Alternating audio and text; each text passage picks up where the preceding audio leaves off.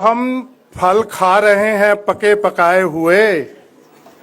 आज जो हम फल खा रहे हैं पके पकाए हुए, ये पेड़ है मेरे पुरखे के लगाए हुए। आज जो फल खा रहे हैं हम पके पकाए हुए, ये पेड़ है मेरे पुरखे के लगाए हुए। अगर आज नए पेड़ नहीं लगाएंगे तो आने वाले बच्चे फल कहां से खाएंगे। साथियों, मैं भारतीय संविधान को सारी धार्मिक किताबों से महान मानता हूं।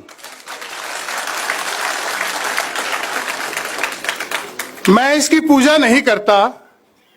मैं जहां भी मुझे समय मिलता है, देश में भी विदेश में भी, मैं इसका प्रचार करता हूं। अगर आज मैं विदेश में हूं और पढ़ लिख सका हूं और बिजनेस में जा सका हूं, तो केवल इसी संविधान की वजह से जा सका हूं।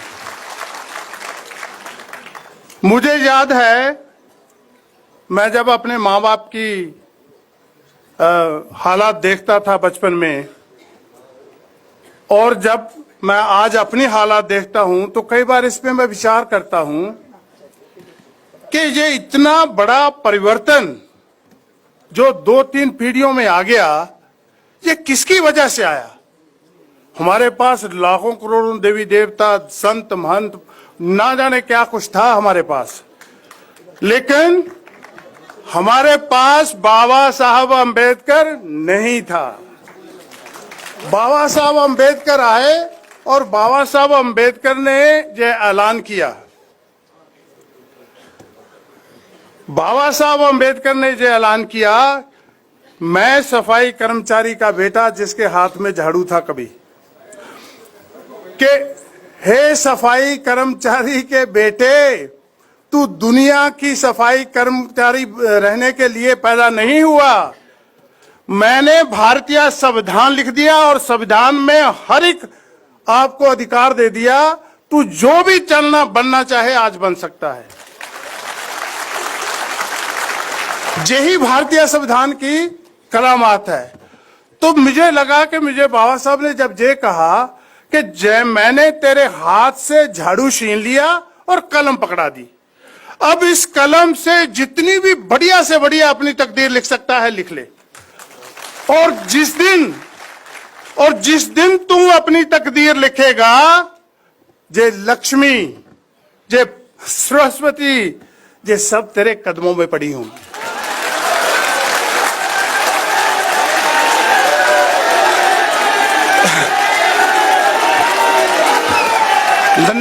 धन्यवाद। कदमों में पड़ी होगी, क्योंकि हमें सदियों तक यही बताया गया कि हमने कोई पाप किए हैं, हमारे पुरखों ने कोई पाप किए हैं, इसीलिए हम गरीब, लाचार, पछड़े, अनपढ़ रह गए। मैं समझता हूं कि अगर 2 पीढ़ियों में ये संविधान इतना अंतर ला सकता है, मान लो अगर 600 साल तक, 800 साल, 2000 साल पहले से ही हम आजाद होते, तो आज दुनिया पे राज करते होते। और आज उन लोगों की पूरी कोशिश है कि इस संविधान के साथ धोखाधड़ी करी जाए।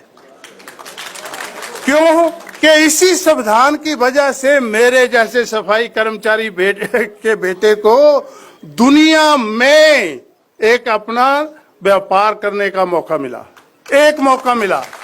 बाबा साहब अम्बेडकर ने मुझे कोई मंत्र नहीं दिया कि खुल जा सिम सिम, तू खोलेगा तो तू पढ़ जाएगा, तू लिख जाएगा, तू व्यापारी बन जाएगा, देश विदेश में घूमेगा, ऐसा कुछ नहीं दिया। बाबा साहब अम्बेडकर ने संविधान में मुझे एक अपॉर्चुनिटी दी कि तेरे लिए स्कूल का रास्ता खुला है। स्कूल जाएगा, यूनिवर्सिटी का रास्ता खुला है। यूनिवर्सिटी जाएगा, जो भी प्रोफेशन अपना तय करेगा, उस प्रोफेशन के बाद जिस भी रास्ते पे चलेगा, व्यापार के रास्ते पे चलेगा, अच्छी जॉब पे रास्ते के चलेगा, सारे के सारे खुले हैं। एक मौका।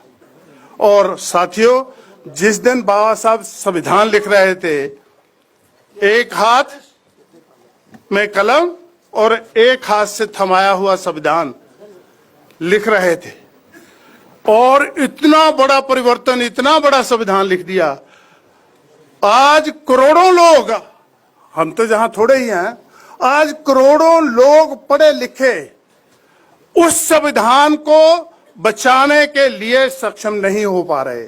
मुझे दुख हो रहा है इस बात का कि इसी दिल्ली की संसद के सामने 8 नवंबर 2018 को संविधान को जलाया गया।